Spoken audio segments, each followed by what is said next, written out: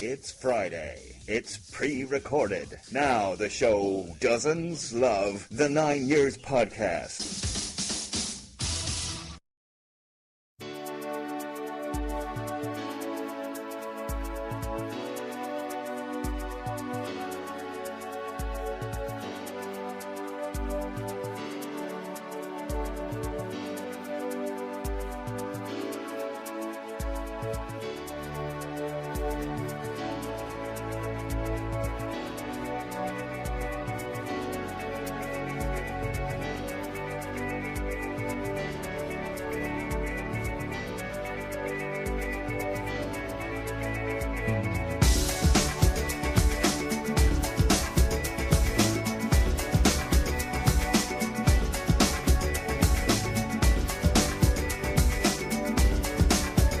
All right, everybody, and welcome to episode 214 of the 9 Years podcast, your weekly, every Friday edition, as per usual, to go alongside the lockdown specials that we've been doing. I am Nick Draper. I am joined for this week's podcast by the face of the BBC Sport website, Mr. Stuart Deakins. Hello. And I'm not sure if George is the face of anything, really, but George Jones is also with us here today. Hello, George. Hello. How are you? I'm good. Yourself? Not too bad. Normally at this point we'd make some comment on your hair, but as I am looking at myself on my video feed on Zoom right now, I'm realising that I'm in a very unfortunate position because I am in desperate need of a haircut, and the next time you see me, it might actually be touching the ceiling. It's so high because I've got too much hair and I don't really know what to do with it. So yeah, I look like I've put my finger in the proverbial plug socket. No, not the proverbial plug socket, just the plug socket. I don't know why I said the word proverbial there. That was a bit silly. Should we move on? Stu, you can't nod. It's a podcast, not a video. It was a silent encouragement. Silent encouragement. Right. Great radio. Absolutely. Thank you very much for joining us today. What have we got today? We've got no guest today. We are doing a usual podcast because if you remember, listeners, a little while ago, we started looking back over our memories of Kings Meadow because we were counting down to our final game at Kings Meadow, which would have been next Sunday, I believe, if I've got my dates and times correct. Sunday week. Sunday week, yes, at home to Coventry City. Unfortunately now, as we come to expect, that's not going to happen. It's never going to happen. And it will be stricken from the record, much like both meetings with Milton Keynes this year. That would be a shame, wouldn't it? But yeah, Kings Meadow is not happening. No more games. The final game there was in March against Bolton. We drew 0-0. But we're still going to carry on our look-back retrospectives over the seasons. Today, we normally do 2 seasons at a time. Today, we're just going to do one because it was such a momentous one, and that was 2010-2011 when we got promoted from the conference and regained our place in the Football League. However, I referenced there the fact that it's not going to happen and games might be stricken from the record from this season. Of course, that's not official yet, but that is what's happened in the National League. Now, Stu, the National League have confirmed that their season is void, essentially. It no longer exists. It never happened. It's sad news for Neil Ardley and Neil Cox at Notts County, who were picking up a lot of form and momentum coming into the final weeks, perhaps looking to steal the final, not the final playoff spot, I mean the top playoff spot. I think Barrow would have been far too much out of their reach. But it does mean that Barrow, I don't know, I find it unlikely. If you cancel a season the way they have, I don't think you can just automatically say that Barrow will get promoted and then the bottom 4 will get relegated. I don't think you can do that. Stu, what are your thoughts on the National League situations? And then George, I'll bring you in after that. I think it's the right decision because realistically, finances down in the national conference are challenging as well, aren't they? So I think it's the right decision. They've still got a vote, haven't they, or some sort of decision to make. You have to think. Do you know what? Mentioning Notts County, yeah, you're right. I actually hadn't thought about Neil Ardley and Cox here, Notts County, because they have turned it around, been under a lot of pressure, as every manager has been at Notts County, but were turning it around, and it's sort of. I think it's the right thing to do, but it's just you think about how much work has gone into the season. To all of a sudden just wipe it. It's the right decision, and the current situation is far bigger than football. But if you think from a football level, that must be soul destroying. But at least the players know where they are now. I think that's the main important thing. Your players need to know. They've got enough concerns for their home life and stuff like that. Barrow, I don't know how you do it. I don't know what George. I know George wants to come in. I think the relegation places from memory were near enough set. But Barrow surely deserved. I suppose the argument about the Premier League, isn't it? Liverpool's so far in front. I know not as far as Barrow, but again, Barrow put a lot of effort into it. I just feel they should go up, but I don't know. I don't know how it's going to go. Is it going to go to a vote, George? Is that? Yeah. So more than I have. Basically, the conference is now going to have a vote on whether they do points per game or null and void. But the thing that not a lot of people have picked up on, and what's going to be every Barrow fan's favourite word, is bury. Because they've been expelled, the EFL need to find an extra team next year, which means they could invite Barrow into the EFL and have no relegation from the EFL this season. That's how I think it's likely to go. So Barrow get promoted, League Two's up to 24 teams, League One would go back up to 24 teams. That's the easy solve, and it means that no one loses out, and Stevenage, who are getting towards a stage where they're being cut adrift at the bottom of League Two, they get to stay up because you can't relegate a team from League Two in the current circumstances because it'd kill the club. How do you decide who comes up from League Two into League One? Do you then go back? Three. It'd be the three automatics. So you do promotion and relegation as normal, even if the season can't finish? Yeah, you just do the automatic promotion places. So each team would effectively have one less relegation spot because there'd be no playoffs effectively. So League One, you'd have 2 down and 3 up from League Two. Now, League Two, that'd be very harsh because I think there's 4 teams tied on points for that third from an automatic spot. So it'd be very harsh on 2 of them. But it's the easier solution to what is a very complex problem. My thinking is that you do that, and there's going to be all sorts of issues because clubs are not going to be happy if they are relegated without having completed the full season. Like I said the other day, Premier League still has 24% of its games left to play. You can't decide anything when there's such a quarter of fixtures haven't been completed. How about this for a solution? The season is null and void. Nothing counts. This season never happened. We can't bring Bury back in because of their financial situation. It's not viable for them to be a Football League One club as it stands in their new guise. So that's gone. However, Barrow can come up, and whoever was the highest place of the 4 teams that got relegated when we stayed up on the last day in the 2018-2019 season, they maintain their League One position. You can't do that for revenue purposes. Because if the season is null and void, you lose TV money, you lose ticket money. If the season is declared over early and you do points per game or some other formula, this season's played to a conclusion, and it means that you get some value for money for what's happened this year, which makes it an easier sell to retain ticket sales for games still to be played and season ticket matches. And it also makes it easier to deal with TV companies because you'd still have a Premier League winner, a League One winner, promotion. So it makes it an easier sell to keep the revenue from those sources. It's interesting, George, you mentioned finances, because I think that is a big thing out of the whole lot of this. I think TV companies and stuff like that are going to have to work with the league because this isn't a normal situation. Yes, you're right. If you do null and void, you could argue that the TV, can take their money back. But this isn't a normal situation. This isn't clubs breaking that contract. This is something that they have no control over. Yeah, so I get what you're saying. It's one of those things where there is the other solution, which is to do a points per game solution, which means the season is finished in a way that's more acceptable to the team, to a majority of teams, because you'd still have promotion. Because think about it, I know you said teams would be upset, but imagine you'd upset maybe 4 or 5 teams if you take away the playoff system for a year and do it on points per games with only the automatic promotion spaces. Imagine if you took away the promotion altogether. You'd annoy so many teams that way that no vote would pass. That a vote like that would never pass the EFL especially in the Championship, where you're denied 3 clubs Premier League football. That would never happen.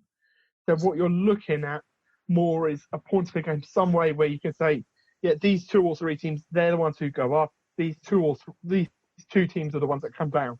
Because if you do that, then at least there's something from the system. Some way of keeping a bit of integrity from the games that have played. But the points per game thing. So if I took away my Wimbledon hat and was a Tranmere fan, Tranmere would be relegated probably by points per game, I imagine. However, 0.04 points. However, if I looked at the last 6 games as a form for Tranmere, won the last 3 of those, me as a Tranmere fan would argue that actually we were on a great run. Actually, we haven't all played the same teams. So points, but and let me give you. I'll give you another thing. It isn't. It wouldn't be fair on Tranmere at all. But you look at it; they're the one team who are close enough to survival to say, it's harsh on them. You look at Barnsley and Luton in the Championship; they're both dead and buried. Let's be honest. I don't think they were. But Luton are gone. No, but you can't. But George, you can't. That's the thing. George is sacked. But this is the thing, George. You can't say that because we all know it. I think they're far enough gone where it'd be a difficult case for them to make. But who makes? But the argument is, George, who makes that decision? Because it's all right you saying it, but if this was a personal thing, Wimbledon. So you're now, say for example, say you're now in Luton's position, and someone goes to you, but it's obvious you weren't going to do that. You're going to go as a fan or as a owner. 1 second, we were peaking. We were looking at good training. Let me give you an example. I'm not saying they're going to be happy with it, but what I'm saying is that would annoy 4 teams. Which means that the vote would pass. It's still 4 teams too many. Yeah, just very quickly, a solution to appease everyone here, and the 4 teams going down would be enough so that the vote passes, and the threat of legal action doesn't hold any ground based on what we've seen happen in Scotland. Well, I think legal action is going to come into it regardless. I don't think you're going to get away from that because in my argument it would be that if you're going playoff teams, we had a January transfer window. This is something I was listening to the other day. Richie Wellens at Swindon Town was on TalkSport. He was discussing about, and one thing he said that really made it interesting was that he managed to get some extra money out of his chairman. And the reason he got extra money out of them was 1, they were chasing promotion, and 2, he knew that out of the next fixtures they had the big teams coming towards them, the local derbies. So the Exeters, I think the Plymouths were coming down to them. He worked out that they'd gone above their average. I think they were getting about 7,000 or 8,000, but some of these games they were getting 13,000 because they were going for promotion, fans get excited, all that sort of thing. And he just have to point out very quickly that I'm not sure Plymouth Swindon counts as a local derby. Everything's west of local game. But what I mean by that is he managed to justify to his chairman to release extra funds on the basis that they would get more fans in, and now they haven't got them. So what I mean by that, George, is financially, you may find other clubs that have done that. Notts County could have done that. Yeah. We know that. And I think it's very difficult to just say, well, do you know what, it's tough. We're not going to do players, we're going to promote such and such. I have no sympathy for those clubs at all. No sympathy. Because you do not say, I'm going to get more money. Because that's literally one step below saying, I'm going to give you, an extra couple of £100,000 in the summer window because we're going to get to the 3rd round of the FA Cup and play Man United and earn £5 million. It's one step below that. You do not reward teams for taking financial risks based on presumed future income. Because they're not alone in that. Seems like burying.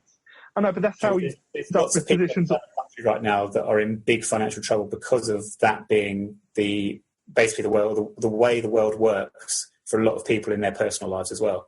So we can't just, do you know what I mean? Like it's sometimes not quite as black and white as that. Yeah, I know what you're saying, and I know we agree we should be sustainable, but there has to be a little bit of flexibility as well in terms of individual situations and what have you. No, of course.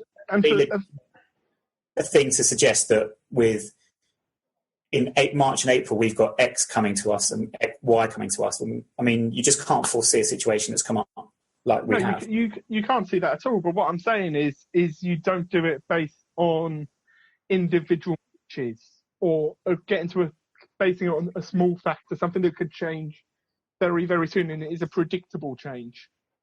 Because those circumstances, you look at it, and those 3 games, they had 3 big games coming up. If they lost the first 2 of them, the crowds would have been back to normal for the 3rd. You lose in the FA Cup first round for the teams that gamble on TV money. You don't necessarily take those gambles. There are clubs that can unnecessary gambles. There are some gambles you have to make and some you don't. And some teams are making unnecessary gambles, and this is just showing those teams through. The teams like Southend, who have done that for several years. Swindon did it in January, as you mentioned. Promotion and relegation and end of season successes like trophy wins and what have you, or in the Premier League, European qualification or what have you. Yes, I totally agree. You can't budget for success.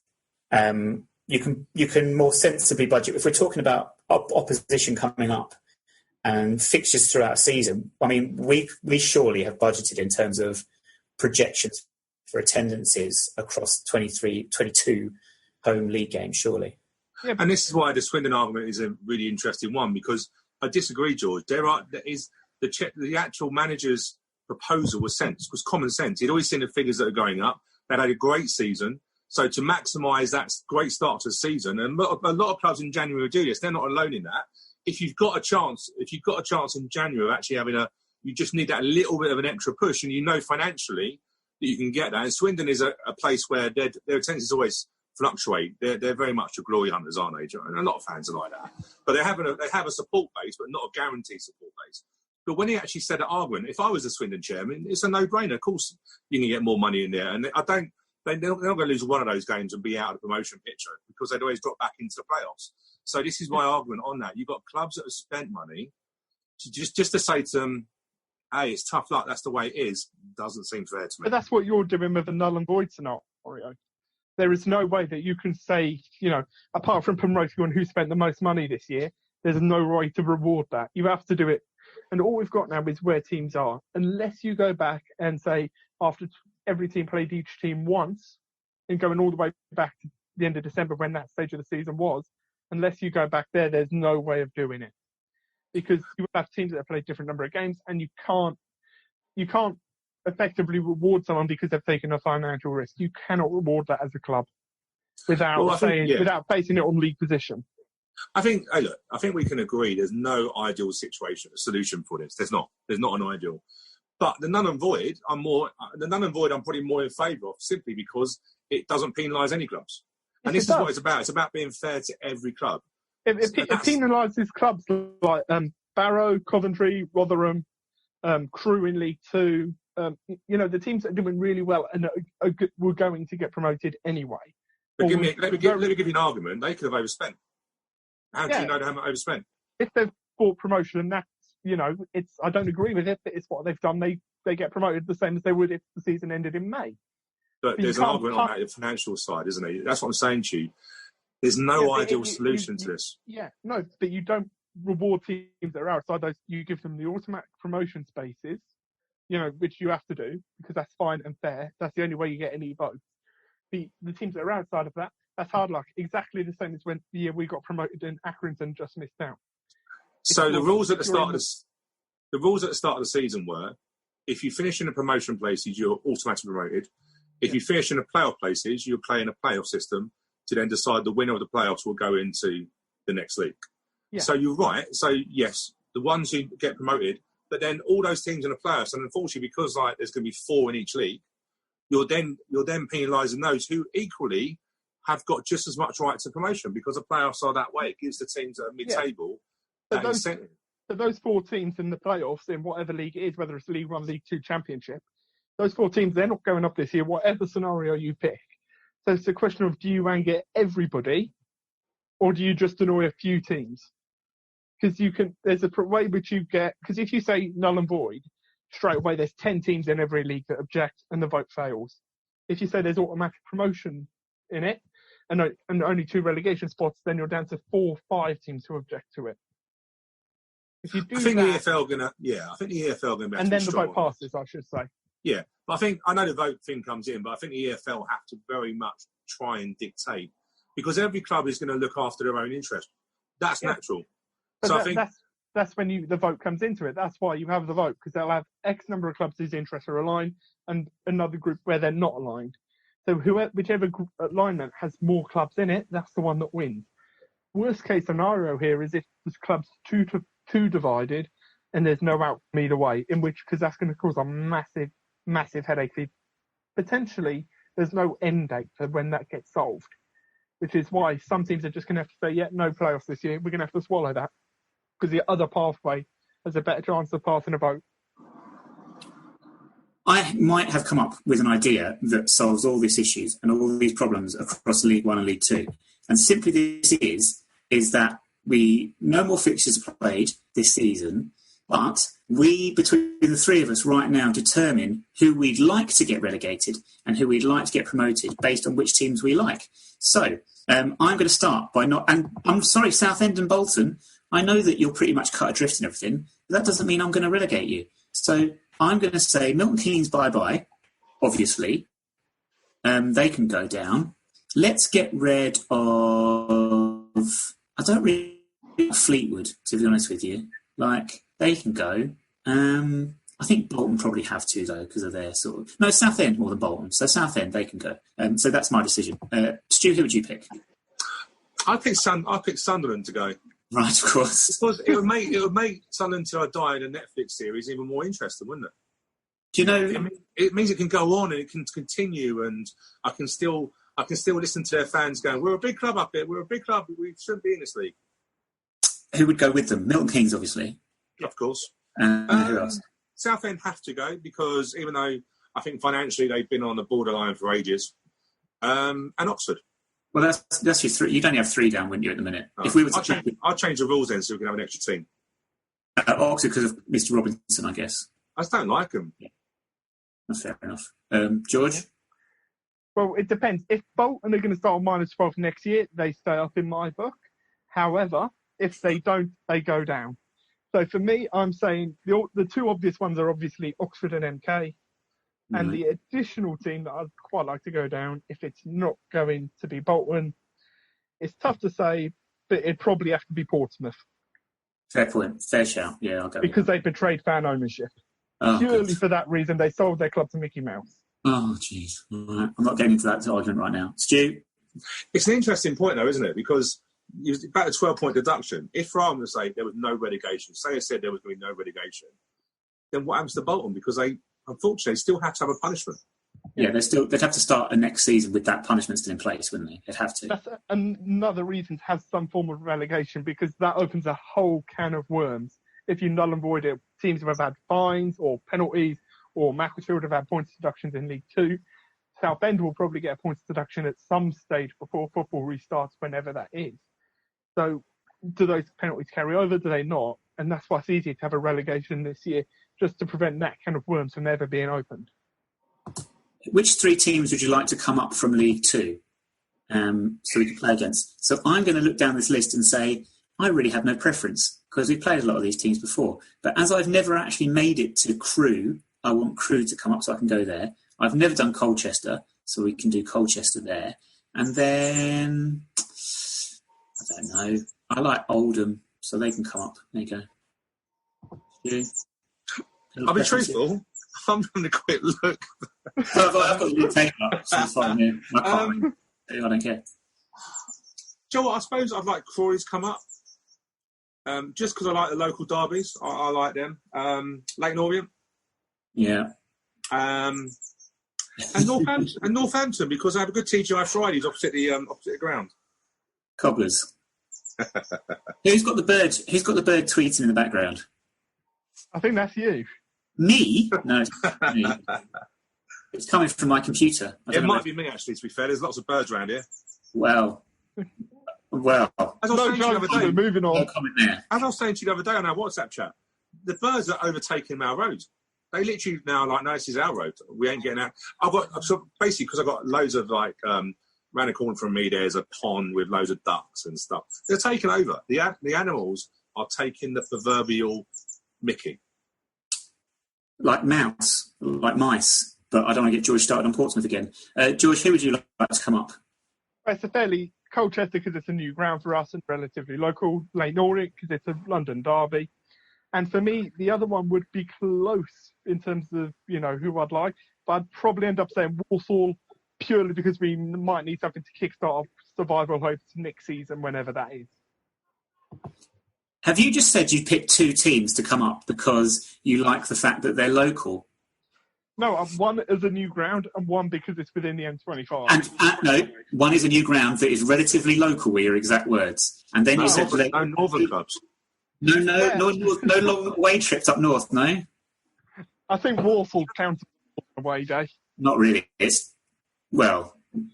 We'll come on to this conversation next week, I think, about regional fixtures.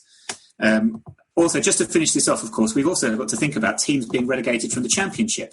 So if I was to look at the Championship and look at three teams I'd like to get relegated into League One, looking at the current table, I would say Hull, Wigan and Middlesbrough, because I've never been to their grounds. So Stoke, never been there. Huddersfield, never been there. But yeah, they can all come. As long as Luton stay up, I don't really care. I'd like Charlton to stay up because of Lyle Taylor, and that would make Stu happy. And also, it would mean that Lyle isn't under threat when it comes to Kings Meadow from Stu Wilkinson. Stu, who would you pick? Reading. I don't really like them. QPR, because Loftus Road is an absolute great little ground for atmosphere. And also my best mate would hate it because that would mean they'd be in the same league as Wimbledon, which he said it would never, ever happen again. And Nottingham Forest. I quite like Nottingham's a lovely, lovely city. Lovely place to go. Okay. George? I'd say probably Middlesbrough and Stoke, two new grounds, both decent away days from what I've heard. And finally, Luton, just to see the look on Nick's face. That's harsh. It's just because it's local and it's not so far to travel. That's why he likes it. See? It's the best away day you could have is Luton. Perfect away day. I don't think even you could genuinely say that hand on heart. When they move Not even you. No. I can. Me personally, yes, I can say that. Other people might not agree with me, and I get that why. But no, me personally, of course, I can say Luton's the best away day you can have, surely. Name me a better one. Pretty much, 90 other Football League clubs are better away days.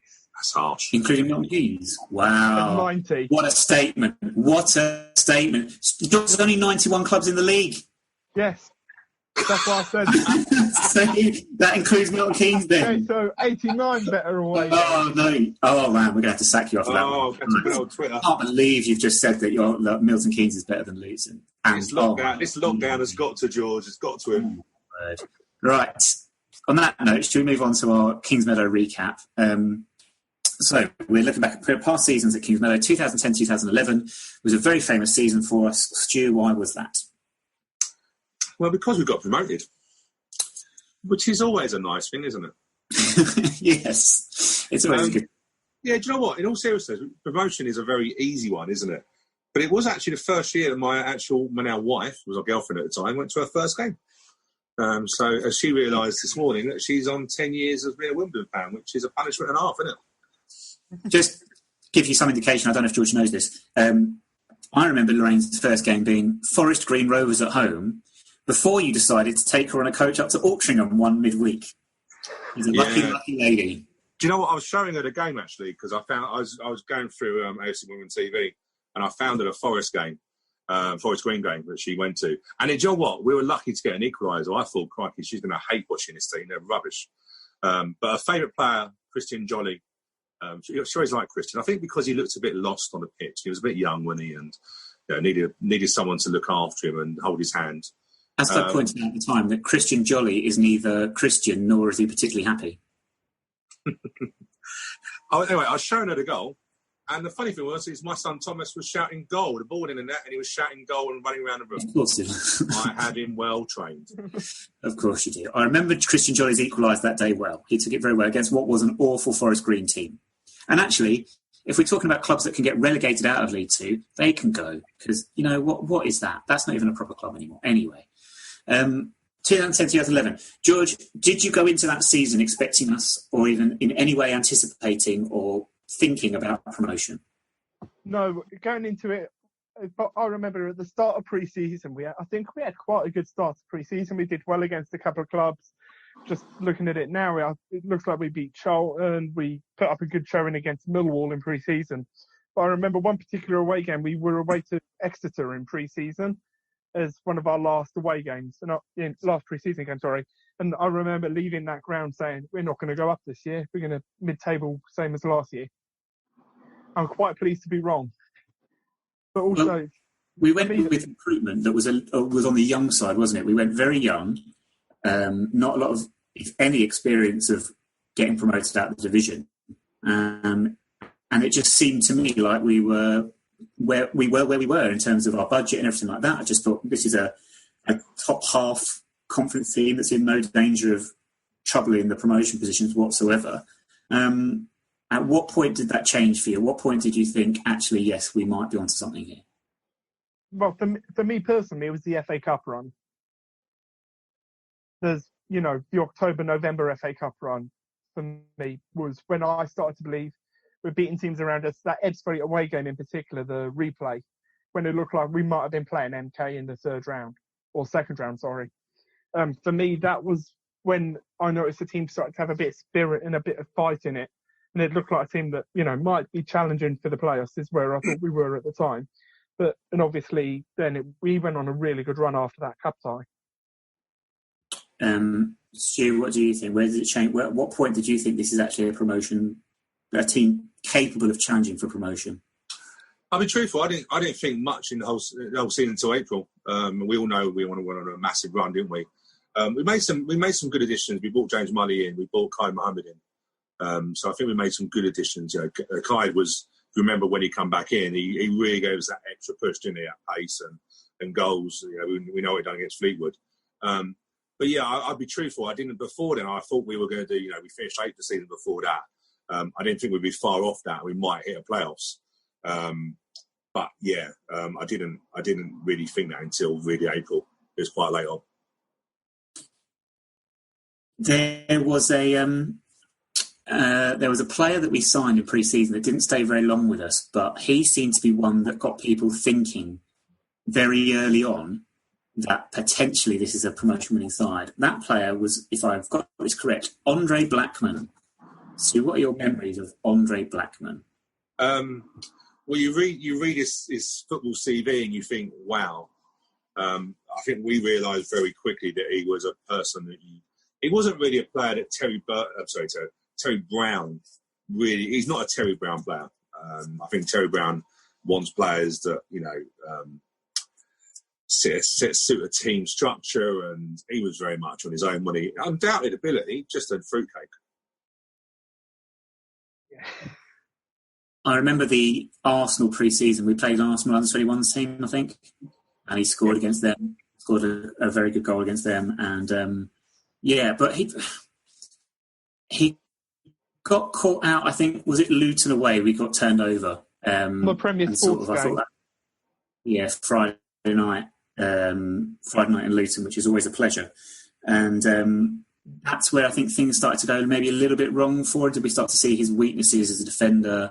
Then he had his troubles and he fell out of the team and what have you. But we still progressed really, really well without him.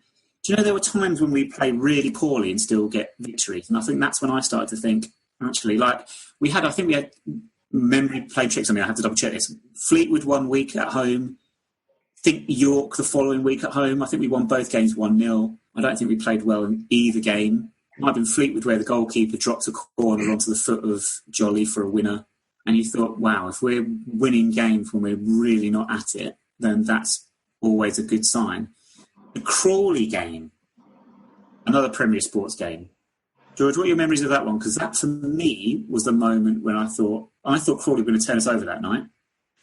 And that was the game where I went, okay, maybe we can actually give this lot a bit of a run for their money.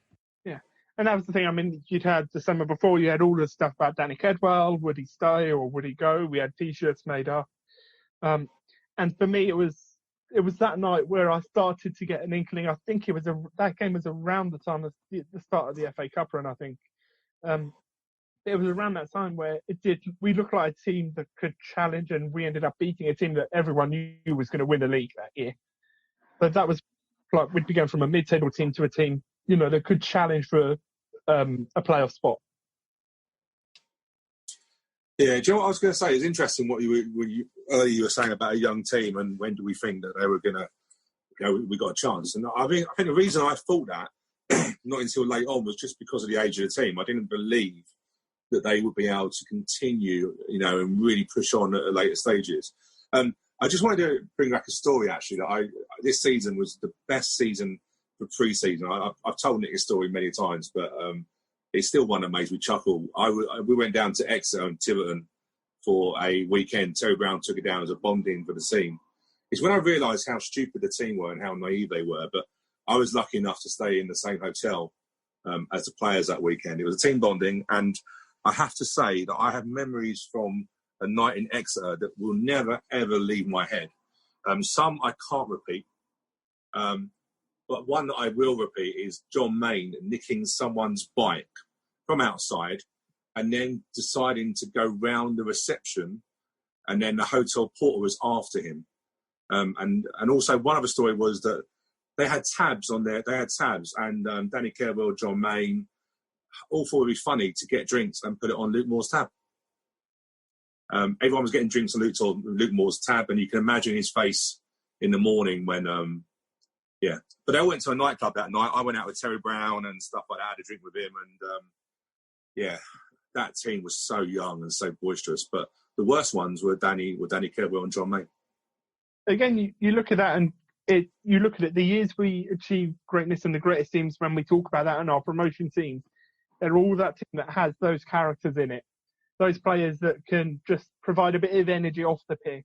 That, you know, when they have that camaraderie and that energy off pitch when they're going around, even if they're going to, whether it's Exeter in pre-season or some Northern League 2 game.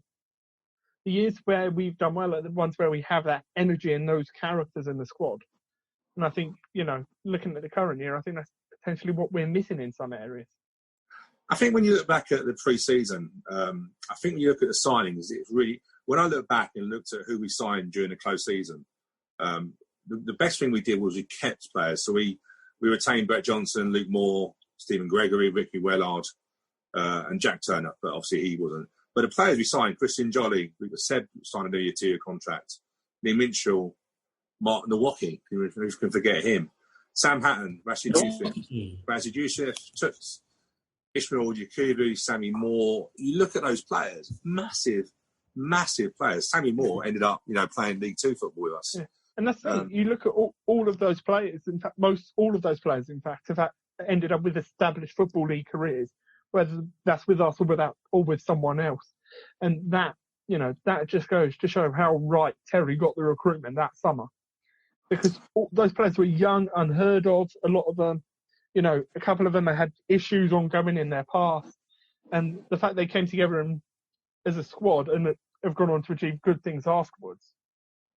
And also, you mustn't forget that the squad that we had in our first year in the conference effectively kept us up in our first 2 years in League Two. And that just goes to show how well the recruitment went that summer. Yeah, and you know what? When I actually look back, I think one of the big things that we might not have forgotten about, but I think were important, was the first season in the conference, we were still part-time. Yeah. So we trained. I look back at it, I chuckled. Do you know what?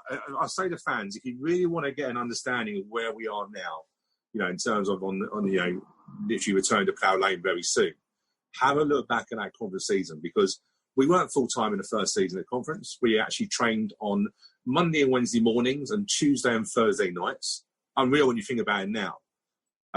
We went full-time. We didn't go full-time, and it was interesting. Nick, you may remember this. They were talking about how much could we go full-time. And what they did in the end, we couldn't afford to pay them 52 weeks. A lot of conference clubs paid 44 weeks, whereas we were going to pay them 39 weeks. So what we did in the end was we said we can give you 44 weeks, but we actually can't give you any additional funds. So you stretch it over to 44 weeks. But we went full-time. We went young because they were the more likely going to take. But we actually got some big signings in as well. But I think the full-time really did pay off. And Terry Brown took a chance on that. We all knew he was Mr. Non-League, but he was behind that, a big deal in that. And also one of the other things, sorry, Nick, is not just that, but those were the years where the benefits of what we're seeing now in the academy, it was those years when we were turning full-time. That's when the academy infrastructure was starting to be set up. And I think Terry Brown deserves credit for that as well, not just being the influence in us going full-time. Because us going full-time then, because the league wasn't everyone full-time like it was now, it made us one of the outliers then. And it really did set us up to be a team that, you know, we're not looking to establish in the conference, we were looking to go through it as quickly as possible. And that was that then. And you know, I was just going to say, you just talking about the academy. Actually, in the summer before the season started, we actually won the Tesco National Cup. We were national champions. We lost in Great Britain. Group. Yeah, but you know, Eggley Cardew was one of those, and of course, Patrick Roberts, who we all now know we lost. You think people may not be aware of that, you know, something that might have slipped by, but we were at the time. Patrick Roberts went to Man City, Celtic. He went from Fulham to Man City, and now he's on loan at Celtic and on loan at Middlesbrough, I think. Could you imagine if we'd actually managed to be able to get him onto a full-time contract? Yeah. potential money. But we were producing, what I mean by that is we were producing kids back then with a very limited academy. So it's no surprise really that we've gone on to, strength to strength. And, Mark Robinson, who's now in the first team, was assistant manager that day for that team. So it just shows you we've progressed every year. In terms of the season on the pitch, were there any other games that we've not mentioned that stand out in your memory for any reason, Stu? I think early in the season, if I remember properly, we went to... no, can't think of it. That's right. I think one of the games that I really liked was we went to Mansfield and won 5-2. Midweek. Yeah. Mansfield is a... it's not the most... the economy won't... it was saying there's going to be a recession. It won't affect Mansfield. They're already there. If you want to know what life was like in 1980, go to Mansfield now. But they just are a niggly club. Their fans are just niggly. That's a word for them. But I just remember we absolutely blitzed them 5-2, and Ryan Jackson got onto a score sheet, and the most happiest celebration. That sticks out. I just our fastest ever goal that day. Yeah, it just felt like there was going to be a goal no matter what. It was very much like a cup tie. But I think the 5-2, of course, the Crawley 2-1. No one can forget that because beating a Steve Evans side is always enjoyable. Yeah. For me, one of the games that most stands out for that is going to sound incredibly bizarre, but it was a Darlington away 0-0 in I think it was January. We got there, we got called off for a frozen pitch. We got there, awful game in a massive stadium with no people there. It was one of those games that you're never going to forget, but it was for the wrong reasons. And obviously with what's happened to Darlington since, it's one of those memories of, for me especially, if you exclude the Wembley game where we went to when we played Corinthians, Darlington was the first time I'd seen us play in a big stadium. So for me, it was a moment of, we're doing this. This is, we're not going away and playing, Tonbridge Angels or Canby Island anymore. We're making it closer to big time football. And for me, the Darlington game was when that started to sink in. George, by that time, we'd been to Millwall, we'd been to Luton twice, we'd been to Oxford. Really? I know, but those grounds are not like huge grounds. Kenilworth Road's 3-sided. Oxford is 3-sided. I'll give you Oxford. Millwall. But Millwall is a very good ground, but that was a cup tie. I'm talking about we went to a big, huge ground for a league game. I mean, I think it held 30,000 at Darlington. How many were there? Anyway. 2,046 were there that particular evening. I know, it was like I said, you had 2,000 people in a stadium that held 30,000 for an awful 0-0. And when the pitch was frozen. It's interesting you say Darlington, though, because I remember at the time, I get what you're saying, George. I get what you mean, a big stadium, but at the time, that was when you first, I think as a Wimbledon fan coming through the leagues, you sort of realise that some clubs have seriously stitched themselves up. And Darlington was one of those, playing a massive stadium and very few people there. I do remember that Darlington game, but not for the stadium side, but just generally the background behind that club and what they had done to themselves. And obviously, other clubs have done that since. Also, the thing with Darlington is it's a very long way away. And why would you want to go and travel such a long distance to watch your football team? You could go to a nice little place like Cambridge, which is where I'm going to pick out a game because that might be the best footballing 90 minutes I've ever seen from a Wimbledon team ever. We went to Cambridge a few weeks before the end of the season. We pretty much knew we were just playing out the last few games before the playoffs.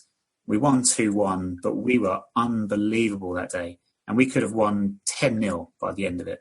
Khalid Mohammed, as Stu mentioned, unplayable. I think, do you recollect that one? I do. Do you know what I was also going to say? One of the games that I remember very well was a 4-2 win at Tamworth. 5-2. 5-2. It's 4-2, apparently. What? Some people still believe it was a 4-2 win. Oh, sorry, of course. How can I forget? Oh, come on, how slow you were that on it? I was thinking, is there a typo on the list or something? Yeah, it was. There were people who were refusing to celebrate when Drew Broughton scored on his debut with pretty much his first. And then he went on to score the following week as well. But that was fun times. But yes, that was. just going back to touch on that Cambridge game, it was memories of that season. The Cambridge game, I think, was the week before Histon away, if I remember correctly, the 4-0 win.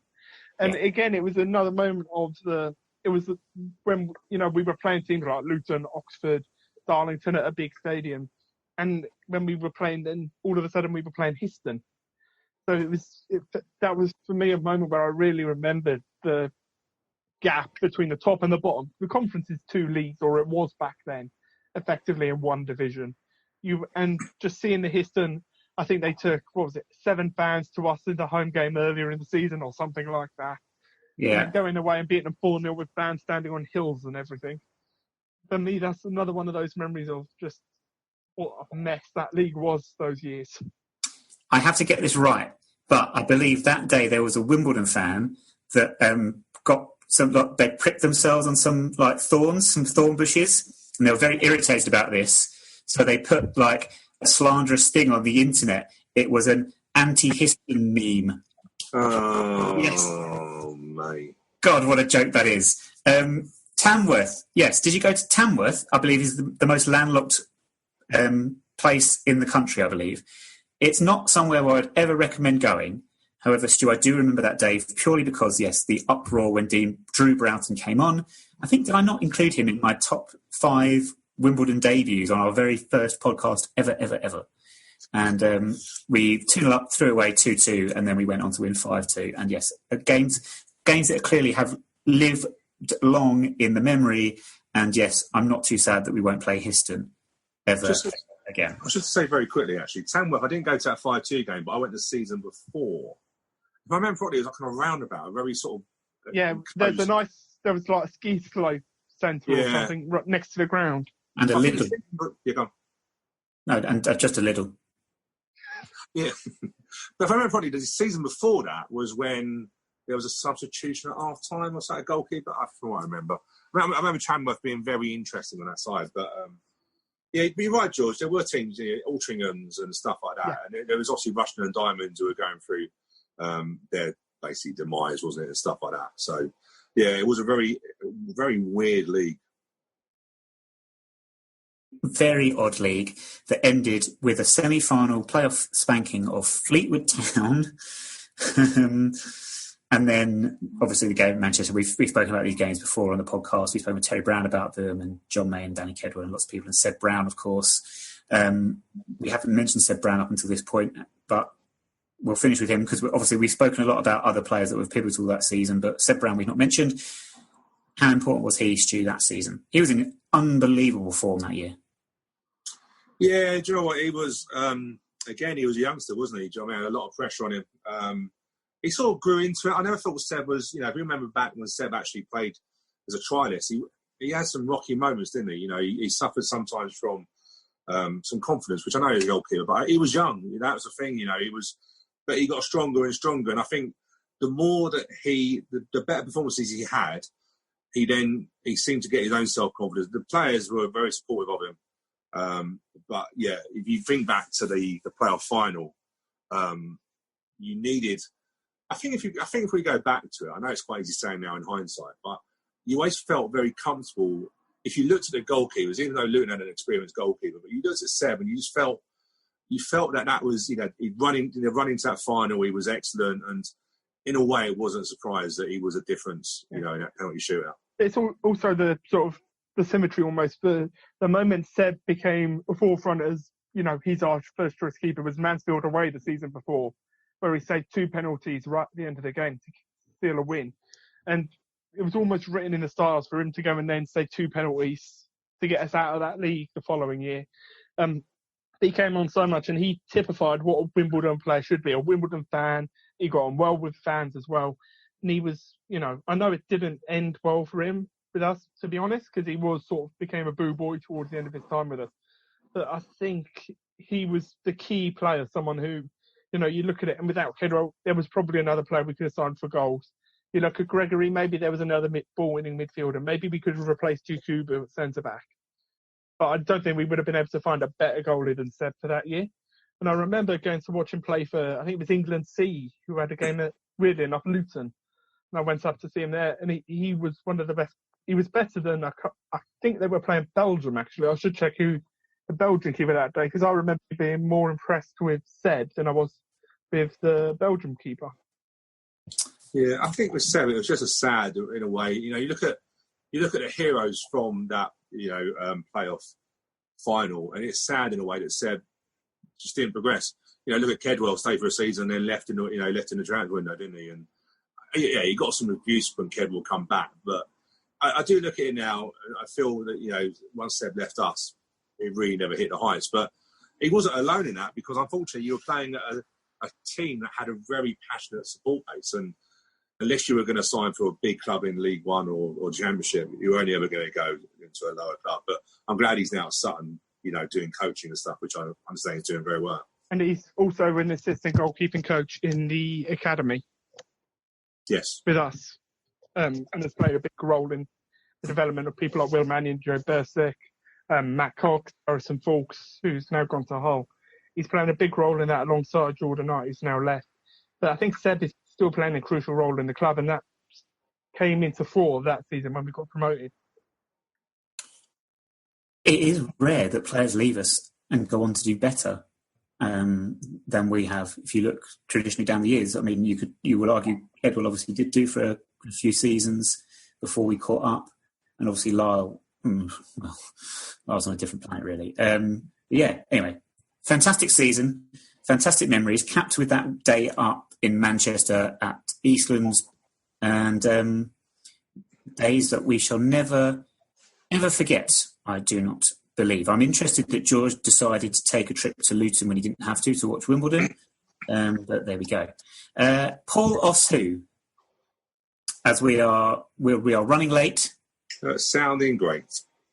Paul Ossu, I've got it ready for you guys. So you guys can have a first crack at this. 5 players that this former Wimbledon player played with during their career.